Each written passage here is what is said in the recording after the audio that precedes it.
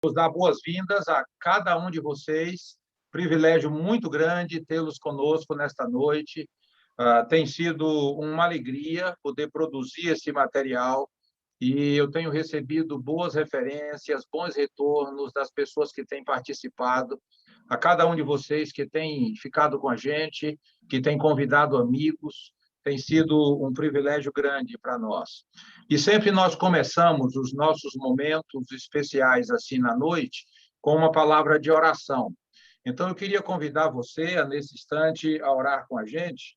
E eu convidei meu amigo pastor Petrônio, professor, pastor, um amigo pessoal, e ele vai nos direcionar numa palavra de oração nesse instante. Com você, Petrônio, a palavra. Vamos orar. Senhor Deus e Pai, nós te louvamos e te agradecemos por esse momento de podermos estar juntos e podermos aprender com o teu servo, com o professor, com o psicólogo, pastor e estudioso também, Senhor, desses fenômenos tão importantes e dos desafios que temos também, Senhor, em meio a toda esta pandemia. Que o Senhor possa usá-lo como pessoa, como ser que o Senhor fez, e te louvamos, ó Deus, pela sabedoria do Senhor na sua vida. Que o Senhor possa usá-lo também para nos abençoar nesta noite. Nós te oramos agradecidos, Pai, por tudo, em nome de Jesus e para a glória dele. Amém, Senhor. Amém, amém. Obrigado, meu amigo Petrônio. Gente bonita, nas últimas duas lives, nós falamos a respeito da ansiedade. De fato, a escolha da ansiedade, eu já disse para vocês, primeiro tem a ver comigo mesmo. Eu fui ansioso na década de 80, fiz a minha única endoscopia, e de lá para cá eu tenho estudado a respeito dessa temática. Então, eu tenho falado muito em palestras, em eventos a respeito dessa temática, também atendido muitas pessoas ansiosas. E agora, em tempos de pandemia, a ansiedade exacerbou de tal maneira que nós estamos sofrendo absurdamente deste problema gravíssimo. A pandemia veio democratizar a condição humana e exacerbar a percepção da finitude. É impressionante como nós estamos nos vendo frágeis, pequenos, diante da possibilidade de estarmos na fila da contaminação e, consequentemente, a morte.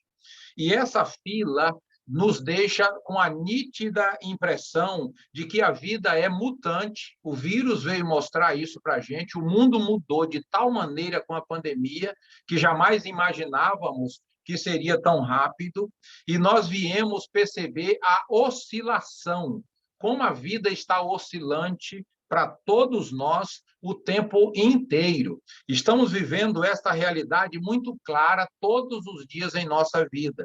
Por isso, eu trago a sugestão de nós aproveitarmos a água que cai, a flor que brota, a bola que rola, o riso que gargalha, o olhar brilhante, a mão estendida, o ombro amigo, a bola ou bolo na mesa, o vinho na taça, o beijo apaixonado, o abraço apertado, porque um dia, gente querida, nada disso mais será, e nós voaremos. Essa percepção de que voaremos se tornou muito clara em tempos de pandemia. E a morte colou em nós de tal maneira que todos os dias ela nos visita pelas redes sociais e nos mostra em nossa terra e no planeta quantas pessoas morreram diariamente. A pandemia nos pôs frente a frente com a concreção do não ser pessoal. É possível eu ser agora e é possível não ser amanhã. Isso sempre foi assim. Só que no tempo de pandemia, isso tornou mais claro para cada um de nós. E não somente para a nossa própria vida, mas para a vida de nossos queridos, de pessoas que amamos e que estão perto de nós. E por conta disso, o medo exacerbou de tal maneira que nós estamos produzindo, inclusive, o pânico diante da situação da pandemia. E a pergunta que eu trago para nós nesta noite é muito direta: como enfrentar as tensões da pandemia sem perder o equilíbrio e a paz interior? Será que isso é possível? Será que é possível nós vivermos na pandemia e não produzirmos sofrimento existencial? Apenas ficarmos com a dor de existir, como dizia Freud? E aí a minha frase favorita é: a dor é inevitável, mas o sofrimento é opcional. Então, nós poderemos enfrentar a dor de existir, porque é inevitável, mas o sofrimento que nós produzimos a partir da constatação da dor é opcional. Por isso, eu trago uma palavra que foi uma resposta de Dalai Lama ao ouvir a seguinte pergunta: o que mais o surpreende na humanidade? E ele disse: os homens. Os homens me surpreendem, porque perdem a saúde para juntar dinheiro, depois perdem o dinheiro para recuperar a saúde, por pensarem ansiosamente no futuro e esquecerem o presente de tal maneira que acabam por não viver nem o presente, nem o futuro. Vivem como se nunca fossem morrer e morrem como se nunca tivessem vivido. Esse é o risco, queridos e queridas, que todos nós estamos sujeitos em tempos de pandemia, muito claramente. E eu lembro do Zygmunt Bauman, que escreveu vários livros, e eu os recomendo, inclusive, e ele cunhou a palavra líquido. Então, ele escreveu sobre tempos líquidos, sobre modernidade líquida, sobre amor líquido, e em tempos pandêmicos, tudo se liquefez de uma vez. Tudo está líquido de verdade. O que hoje é, não será mais amanhã. E em meio a isso aí, nós vivemos os tempos de ansiedade, que são angústias imensas que desembocam na alma humana diante da realidade de que tudo muda e eu posso não ser mais daqui a pouco. E eu me lembrei hoje do poema de Gonçalves Dias, Canção do Tamoio, e eu trouxe um pedacinho para nós, quando ele disse: não chores, meu filho, não chores, que a vida é luta renhida. Viver é lutar. A vida é combate, que os fracos abate, que os fortes, os bravos, só pode exaltar. Esse é um texto riquíssimo que eu recomendo a leitura para vocês. Mas eu queria apenas mudar o início dessa canção maravilhosa do Tamoio, quando ele diz: não chores, meu filho. Eu quero dizer para você: chore, meu filho. Chore, porque a vida é luta renhida. De vez em quando, chorar faz bem para a nossa alma, porque está doendo. E a maneira de expressar a dor da nossa vida é exatamente com o choro. Nós não deveremos continuar pela vida chorando, aí é doentio. Mas chorar quando a dor aperta, quando tudo está difícil, quando as coisas fecham e cercam o nosso mundo, é ser gente. E eu quero convidá-lo a chorar. Quantas vezes no set terapêutico, enquanto psicólogo clínico, eu presencio o choro e eu tenho um respeito imenso por esse momento de dor, de angústia e de lágrima que corre, que não tinha encontrado nenhum outro lugar para derramar, mas encontra no set terapêutico esse espaço de deixar a lágrima acontecer. Então, eu defendo que esse enfrentamento da vida renhida, mas penso que precisamos de pessoas. Eu entendo que pessoas são importantes para nos ajudar a reconfigurar a nossa existência. Eu concordo com Augustin Schutt quando ele disse: pessoas precisam de pessoas para serem pessoas. Então, nós precisamos de gente para nos humanizarmos, porque não nascemos humanos. Nós nos humanizamos na travessia, no relacionamento, na interpretação da vida, na configuração da existência. E nesse enfrentamento existencial, deparamos-nos com situações limites, com desafios existenciais imensos, que exigem a execução da força de nossa grandeza, nem sempre perceptível. E isso pesa sobre mim de tal maneira, quando eu vejo pessoas competentes, inteligentes, saudáveis, com uma cognição funcionando perfeitamente e não reconhecendo as suas competências pessoais para enfrentar a vida. E eu digo sempre, sofremos por não ter, tendo. Sofremos por não saber que a capacidade já está em nós. E, nesse contexto, a ansiedade se impõe soberana e em nosso psiquismo e produz muito sofrimento. Quanto sofrimento na alma humana pela interpretação que eu faço dos fenômenos. Você não imagina o quanto de sofrimento há nos bastidores da alma humana.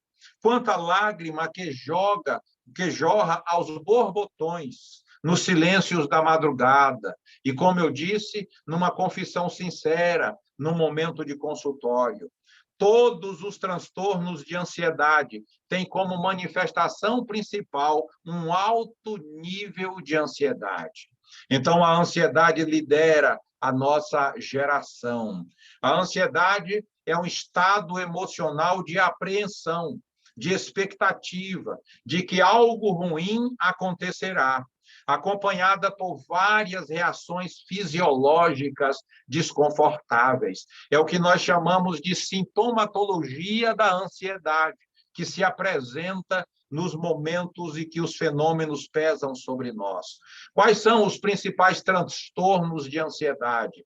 A síndrome de pânico, ansiedade social, as fobias, de um modo geral, estresse pós-traumático, transtorno obsessivo-compulsivo, que é o TOC, e o distúrbio de ansiedade generalizada.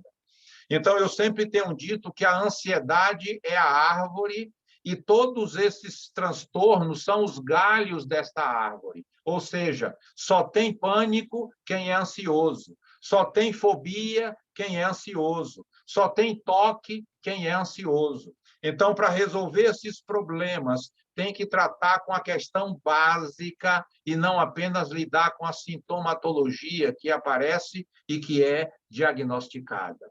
Então, o que é a ansiedade?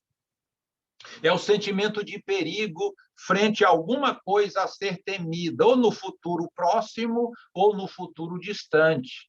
O nosso cérebro, que tem um sistema de vigilância, quando percebe uma ameaça, desperta em nosso corpo, especialmente através dos hormônios, adrenalina e cortisol, e acorda todo o nosso corpo para o enfrentamento do perigo. A ansiedade, então, é esse receio exacerbado e sem razão para o momento. Hoje, como dia 1º de maio, alguém pode ficar ansioso por um enfrentamento do dia 15 de maio. Só o ser humano enfrenta esse tipo de ansiedade, que é essa antecipação do futuro desastroso, e ela se vê perdendo. É essa preocupação permanente com o futuro. Ela tem dificuldade de ficar comigo agora, nessa live. Ela tem dificuldade de pensar o que está ouvindo nesse momento, porque a cabeça dela voa periodicamente para outras coisas e para outras tensões da vida. É um medo de um desastre iminente e da morte. E em tempos de pandemia, isso é muito presente. Mas eu quero afirmar que as estatísticas PSI têm mostrado que 90% dos nossos medos não acontecem. Aleluia! Porque se acontecessem, nenhum de nós estaria mais aqui.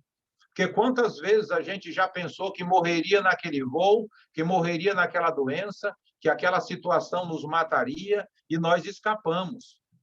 Então, o ansioso, a ansiosa, é alguém que perde para si mesmo. ela não perde para o problema, ela não perde para a dificuldade, ela perde para si mesma pela interpretação que faz dos fenômenos. Por isso, cuide-se, aprenda a cuidar de você. E eu tenho visto que nós cuidamos melhor do celular do que de nós mesmos.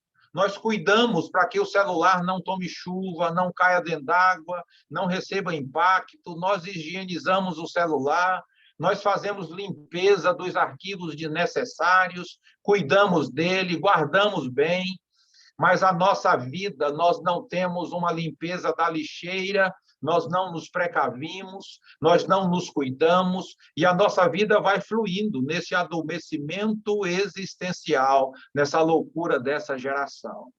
Eu penso que a ansiedade é um mau hábito mental aprendido que condicionou a mente humana pela prática repetitiva. Então, eu penso que a ansiedade não é genética. A ansiedade é uma aprendizagem da travessia da vida. São pensamentos que já encontramos pensados na família, na escola, na igreja, no grupo de amigos, na sociedade de um modo geral, e nós incorporamos adaptativamente e os desenvolvemos. Então, nós nos tornamos nosso um hábito doentio do ambiente social. E como ele se torna nosso, o nosso cérebro se apropria disso para produzir comportamento. E, na sua esmagadora maioria, é pensamento ansioso e aparece em forma de sintoma. Então, nós encontramos pensamentos pensados, que são as ideologias que encontramos quando chegamos ao planeta Terra. E em cada grupo ou instituição social que formos inseridos, a ideologia existe. É impossível ir viver sem ideologia. E aí eu lembro de Cazuza, quando ele cantou dizendo que era uma ideologia para viver. Na verdade, ele já tinha uma ideologia. Nós funcionamos em ideologia. O nosso cérebro, ao sair de uma, entra em outra. Porque se ele vivesse sem ideologia, ele entra em crise, ele entra em transtorno, ele entra em angústia, porque ele precisa de dados para viver. Então, pensar é uma grande aventura da condição humana. Ou seja, só os humanos pensam como os humanos pensam. E aí vem uma pergunta muito simples: somos livres para pensar? Essa é uma pergunta simples, mas extremamente delicada, porque, pessoalmente, eu penso que não somos. Não somos livres para pensar, porque a mente humana é refém de um banco de dados construído na travessia e que chamamos de experiência pessoal. As minhas experiências são armazenadas em meu banco de dados interno, e aí eu vou funcionando a partir das experiências. Dirigir é isto, fazer palestra é isso, escrever é isto, preparar um almoço é isto. Nós sempre buscamos referências num banco de dados existencial, e a partir dele nós passamos a referendar a nossa existência. E eu tenho aprendido que pensamentos libertam. Pensamentos libertam a vida desse banco de dados, mas pensamentos também aprisionam e oprimem a alma humana. Então, nós precisamos descobrir o tipo de pensamento que está girando em nossa vida. Tome consciência de sua base de dados mentais e busque reformulá-la periodicamente. Só o ser humano é capaz disso. O nome disso é autoconhecimento. Então, se conheça, se perceba, tire um tempinho para fazer o que o irmão Sócrates disse: conhece-te a ti mesmo. Perceba o que você conquistou na travessia e perceba aquilo que não lhe serve mais. E aí você vai fazer o exercício que o apóstolo Paulo recomendou, dizendo: transformai-vos pela renovação da vossa mente.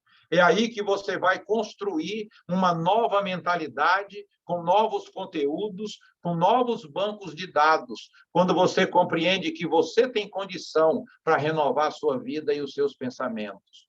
O William James foi um grande pensador em psicologia, e ele disse o seguinte: mude seus pensamentos e você mudará seu mundo. E eu tenho percebido isto, queridos. no espaço terapêutico, eu tenho visto a evolução de pacientes e isso me alegra profundamente. Ver pacientes mudando a maneira de pensar, compreendendo suas competências, renovando o seu banco de dados e construindo novos saberes e um viver mais leve, administrando a sua existência.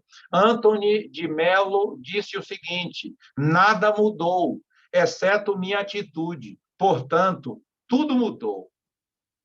O mundo de fora continua, mas dentro de mim tudo mudou, porque eu mudei por dentro. O grande mestre Jesus Cristo disse: se teu olho for bom, todo o teu corpo será iluminado. E esse olhar é uma construção pessoal que cada um de nós faz na travessia da vida. Então, essa base de dado mental é o material primário que utilizamos para as ações interpretativas que fazemos dos fenômenos da vida. Se está chovendo, você tem um banco de dados para interpretar a sua vida na saída para o trabalho. Se o sol está quente, você tem um banco de dados para interpretar esse sol. Se você pega o engarrafamento, você tem um banco de dados para funcionar a sua vida no engarrafamento. Se você vai fazer uma palestra, vai cantar uma canção, vai liderar um grupo, você tem um banco de dados que vai nortear as suas ações e emoções nesse momento. E o que pode gerar ansiedade, né? Esta comorbidade em muitos transtornos mentais. Então, esse banco de dados pode gerar ansiedade. E eu tenho visto que a ansiedade está na base de muitos outros transtornos mentais. A depressão, por exemplo, normalmente, o depressivo é alguém ansioso. Então, a ordem de prioridades do ansioso, da ansiosa, tem deformações. Tem dificuldade de focar uma coisa de cada vez. Ela quer fazer muitas coisas ao mesmo tempo. Não aprendeu a viver um dia por dia. E eu quero estimulá-lo a viver, estimulá-la a viver um dia por dia. Eu criei uma metodologia simples para ensinar a respeito de ansiedade, que eu chamo de 3 degraus da ansiedade. E eu queria que você pensasse naquela escadinha médica de 3 degraus, onde o degrau de cima é a sintomatologia da ansiedade. O degrau do meio é o medo. E o degrau de baixo, o primeiro degrau, é baixa autoestima, ou seja, autoconfiança negativa. Sabe o que eu tenho visto no consultório? É que todo ansioso, não tem exceção, todo ansioso não confia em suas competências. Todo ansioso tem uma percepção de si mesmo muito negativa e não acredita em suas potencialidades. Por conta disso, quando surge o desafio, ele produz o medo.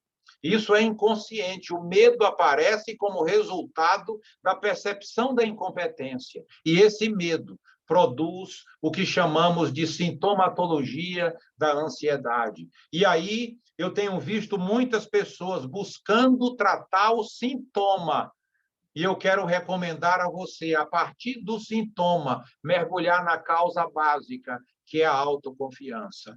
Então, eu penso que se eu puder ajudar meus pacientes a acreditarem em suas competências, eles vão diminuir a produção do medo e, consequentemente, baixar profundamente a ansiedade.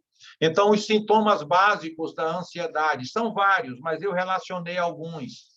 Tremores ou sensação de fraqueza, especialmente nos membros superiores e inferiores, tensão ou dor muscular, inquietação. O ansioso é muito inquieto, ele senta, levanta, cruza as pernas, troca de posição o tempo todo, falta de ar ou sensação de fôlego curto.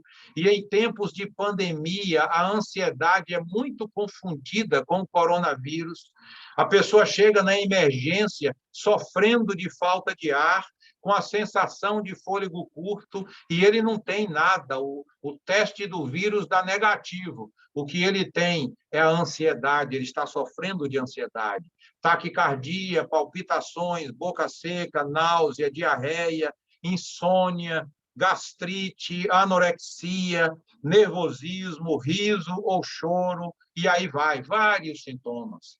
Agora, ouça, interessante esse dado: 70% de nossas doenças são psicossomáticas. Ou seja, se nós resolvermos o nosso problema no banco de dados mental, 70% das nossas doenças já serão saradas aí. Então, nós só iremos adoecer com doença de verdade, porque nós produzimos muito adoecimento com a nossa mente.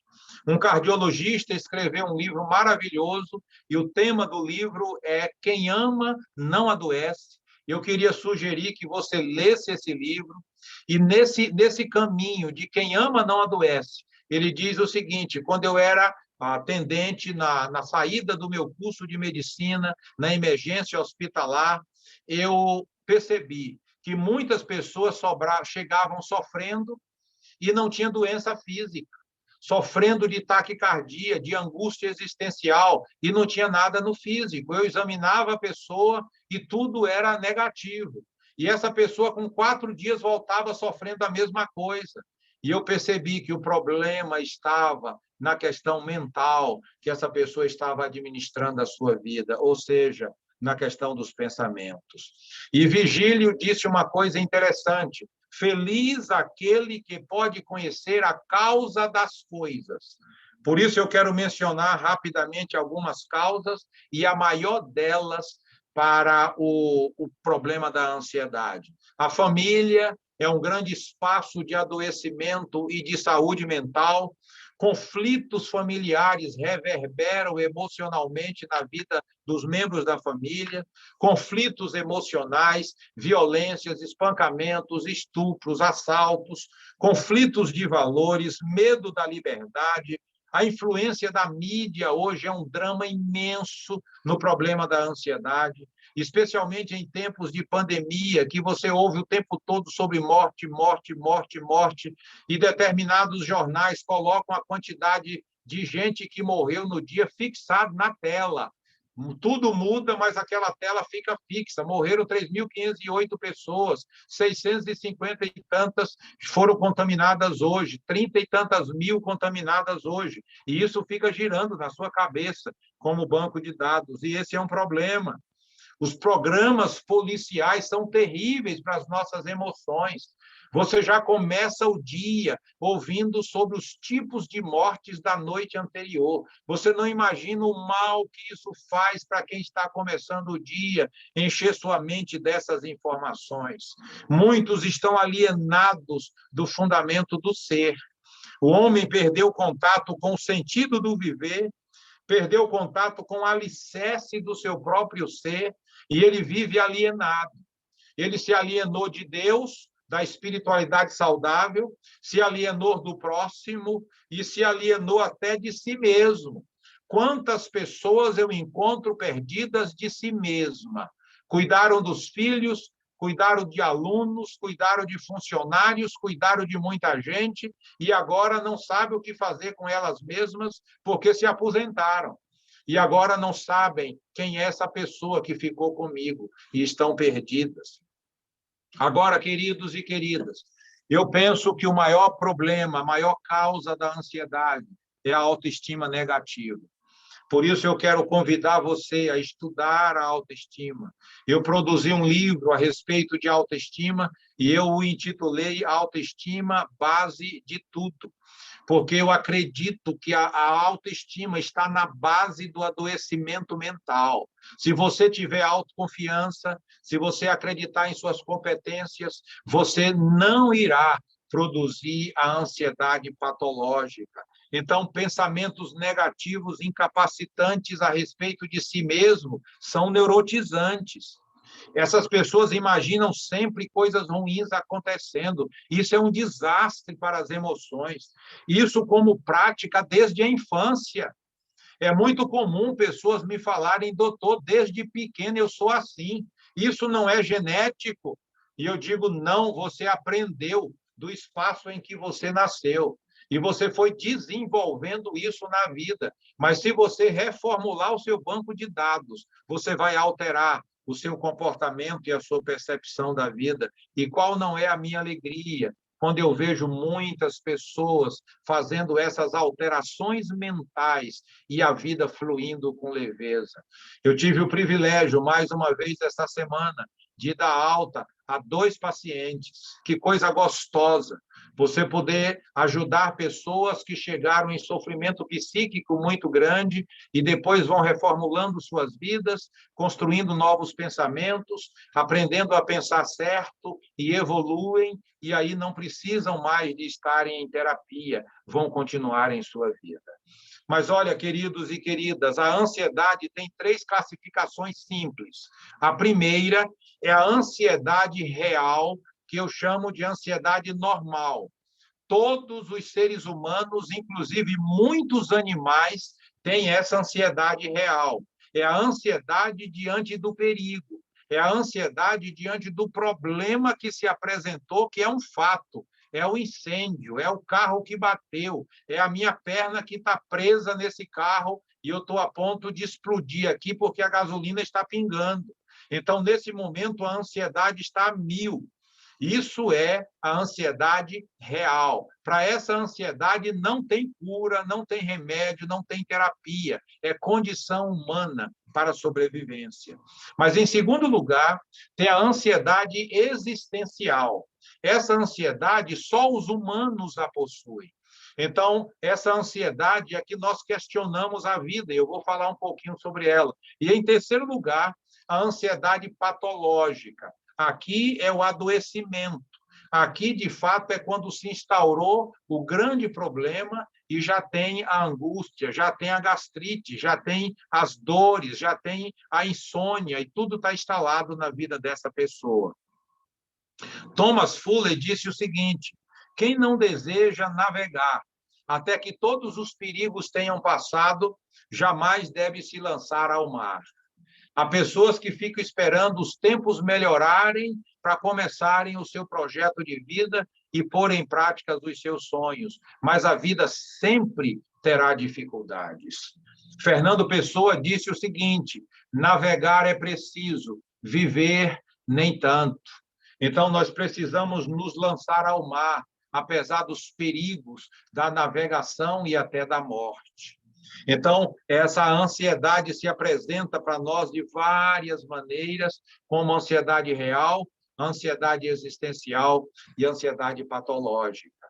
E Francisco Otaviano, no seu poema Ilusões da Vida, ele disse: quem passou pela vida em branca nuvem e em plácido repouso adormeceu, quem não sentiu o frio da desgraça, quem passou pela vida e não sofreu, foi aspecto de homem, não foi homem, só passou pela vida e não viveu. Então, enfrentar a vida é enfrentar a dor de existir, que está presente em todos nós. Então, a ansiedade existencial é quando nós fazemos pergunta: de onde viemos, por que estamos aqui, para onde vamos, qual o sentido da vida, qual a minha colocação no mercado profissional, com quem vou me casar, e agora que estou casado, como administro minha vida, como me livrar deste casamento que não funciona, como me sustentar em tempos de pandemia. Então, são perguntas que só os humanos fazem. Todos os humanos, gente, em todos os tempos da história, buscaram um sentido para suas vidas. E o físico Marcelo Gleisi disse o seguinte: o sentido da vida é a busca de sentido.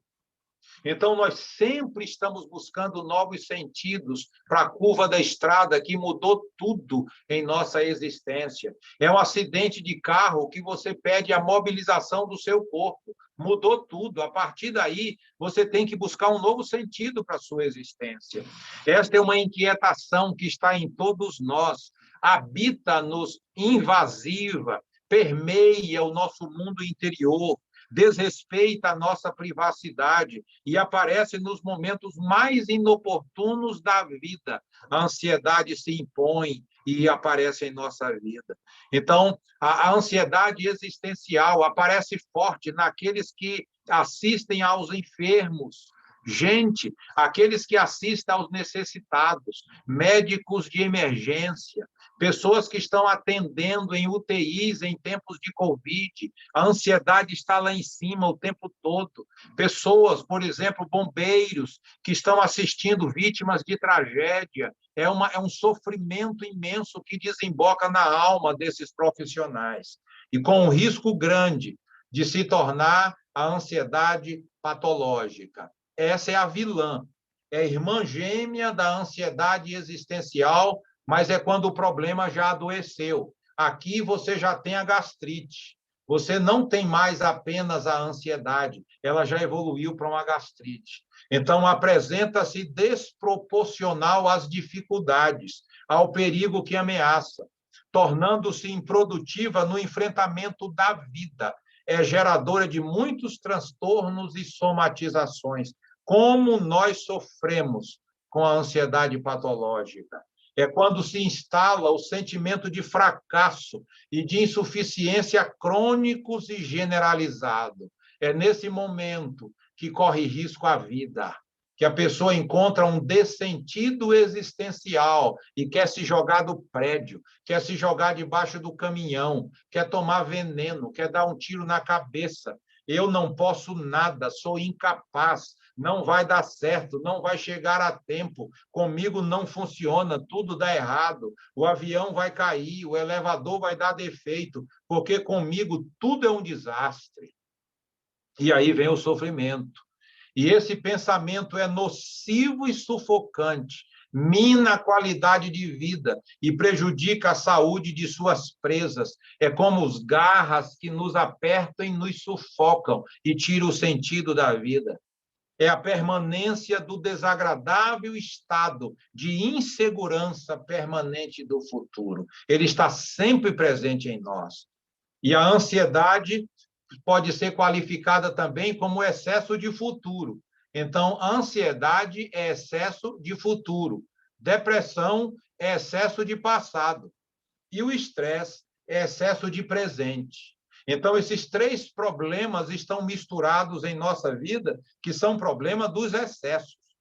E essa postura da patologia afeta a vida pessoal, afeta o aprendizado, afeta as relações familiares, afetam as relações sociais, mas tudo isso eu aprendi em minha vida. Muitos de nós aprendemos na infância o pensamento ansioso e vamos levando para a vida inteira.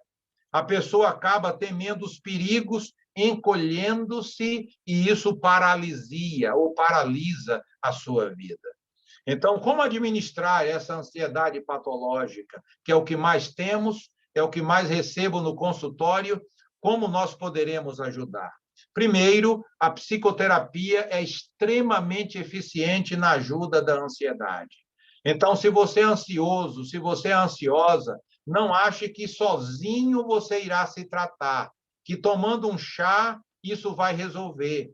Tomando um comprimido que minha mãe está tomando vai me ajudar. Ajuda, mas não resolve. É como a dor de dente. Você toma um analgésico, alivia a dor, mas o problema do dente continua. Então, nós precisamos buscar ajuda psicoterapêutica e, em alguns casos, ser encaminhado para o psiquiatra, para prescrever uma medicação que possa aliviar a sintomatologia. Entenda, eu penso que o medicamento não cura a ansiedade, mas o medicamento ajuda nos momentos de grandes angústias para aliviar a pressão e a pessoa poder voltar a dormir, voltar a funcionar, sua vida pacificar. E aí, no processo da terapia, é que ela vai tratar o problema da ansiedade.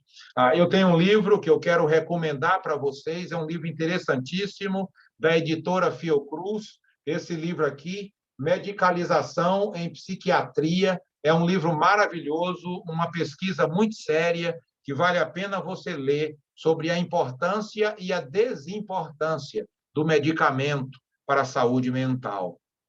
E eu quero recomendar a você, se você é ansioso, ansiosa, não vá primeiro ao médico clínico, não vá primeiro ao psiquiatra. busque primeiro um profissional da psicologia e ele vai avaliar o seu quadro. Se precisar, tenho certeza, ele vai indicar você, um psiquiatra da confiança dele, do trabalho dele, e eles vão trocando figurinhas a respeito do seu problema, e isso é importante para a nossa vida. Então, nós deveremos buscar primeiro o profissional da psicologia, depois ele encaminhará você em outras possibilidades. Eu já tenho dito para vocês nas lives anteriores que eu tenho um programa de saúde mental e esse programa funciona muito bem para os casos de ansiedade, mas eu percebo que nós precisamos praticar. Esse programa não funciona apenas você recebendo de mim e guardando. Você precisa praticar. E esse programa tem 5 pilares: pensar certo, atividade física, alimentação saudável, grupo de apoio e espiritualidade saudável. E aí você vai aprender a funcionar a sua vida estruturado nesses pilares, e isso vai enriquecer sua existência. E uma coisa que eu tenho ensinado é que viver é escolher todos os dias e várias vezes ao dia, fazer escolhas e buscar crescimento e desenvolvimento em nossa vida. E esta noite, o meu desejo é que você escolha cuidar de si mesmo. Você é importante para você. Pelo amor de Deus, entenda isso. Sem você, você morre. Você só existe em sua companhia e nós não percebemos isso ainda. Por isso a gente não tem cuidado na alimentação, não tem cuidado do sono, não bebe água suficiente, não faz atividade física e quando adoece quer sarar. Me dá vontade de dizer, ô infeliz, por que você agora não colhe a sua doença e morre? Mas agora você quer sarar. Você tratou mal a sua vida o tempo inteiro e agora que adoeceu, você quer saúde. E eu entendo que essa saúde é possível e você pode aprender a viver de outro jeito a partir da mudança mental. Porque a ansiedade gera uma angústia imensa. Um pedaço de pão comido em paz é melhor do que um banquete comido com a ansiedade, nos ensinou Esopo, filósofo antigo. Por isso, eu quero convidar você a compreender que o milagre não é apenas andar sobre as águas. O milagre é caminhar sobre a terra verde no momento presente, apreciar a paz e a beleza que ela nos oferece agora. A única coisa de que necessitamos é encontrar como voltar a trazer nosso corpo e mente para o momento presente, parar dessas realidades do futuro e viver o agora, poder tocar tudo que refresca, cura e maravilha a existência. Thich Nhat Hanh é um pensador muito importante nesta área. E eu lanço mão aqui do educador Paulo Freire, quando ele disse: ninguém muda ninguém, ninguém se muda sozinho. Mudamos a partir das decisões pessoais na interação com o outro. Então, nós só crescemos na companhia, no relacionamento e nas interações sociais. E aí eu quero deixar para você a poesia de 2 violeiros brasileiros que amo, e é uma das minhas músicas preferidas da MPB, que é Tocando em Frente. E ele diz o seguinte: ando devagar porque já tive pressa. Levo esse sorriso porque já chorei demais. Hoje me sinto mais forte, mais feliz, quem sabe. Só levo a certeza de que muito pouco sei ou nada sei. Conhecer as manhas e as manhãs, o sabor das massas e das maçãs. É preciso amor para poder pulsar. É preciso paz para poder sorrir. É preciso a chuva para florir. Penso que cumprir a vida seja simplesmente compreender a marcha e ir tocando em frente como um velho boiadeiro levando a boiada. Eu vou tocando os dias. É preciso amor para poder pulsar. É preciso paz para poder sorrir. É preciso a chuva para florir. Então, nós precisamos tocar em frente e levar a vida pela longa estrada eu vou. Estrada eu sou. Conhecer as manhas e as manhãs, o sabor das massas e das maçãs. É preciso amor para poder pulsar. É preciso chuva para florir. Todo mundo ama um dia, todo mundo chora, um dia a gente chega e no outro vai embora. Cada um de nós compõe a sua própria história e carrega em si o dom de ser capaz e de ser feliz. Por isso, ando devagar, porque já tive pressa, e levo esse sorriso, porque já chorei demais. Cada um de nós compõe a sua história, cada um ser carrega o dom de ser capaz e de ser feliz. Eu acredito no humano, acredito em você, acredito em suas competências e acredito em minhas competências. E eu sei que fomos criados com muitas possibilidades e potenciais, e nós precisamos usá-los no enfrentamento e no direcionamento da vida. Nesse momento, então, eu encerro a minha exposição e quero convidá-lo para a próxima live, de hoje a 15, quando eu encerrarei, se Deus quiser, falando sobre dicas práticas de como você pode administrar a ansiedade e superar esse terrível mal que assola e mata a beleza da vida que pulsa em nós, e a ansiedade tem nos destruído. Um grande abraço, um beijo grande para cada um de vocês, e eu quero abrir agora para as nossas perguntas, as nossas interações por alguns instantes. Hoje, inclusive, eu não poderia ficar mais tempo, né? Será um pouco de interação, e eu tenho um compromisso familiar que eu preciso sair logo em seguida.